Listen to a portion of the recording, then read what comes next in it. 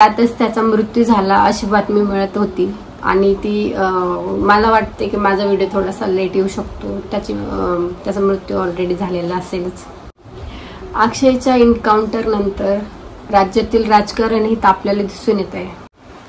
इतर आरोपींना वाचवण्यासाठी एन्काउंटर करण्यात आले असे आरोप विरोधाकडून करण्यात येत आहेत। अक्षय शिंदेचा ताबा बदलापूर पोलिसांकडे होता।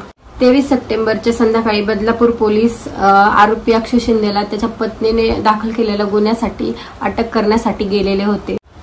त्यानंतर पोलीस तळोजा कारागृहातून बदलापूर या पोलीस स्टेशनमध्ये अक्षय शिंदे याला घेऊन चाललेले होते।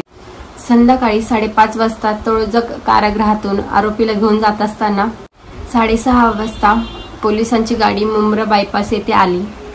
त्यावेळी अक्षय शिंदेने पोलिसांजवळचं रिव्हॉल्वर हिसकावून घेतलं। त्यानंतर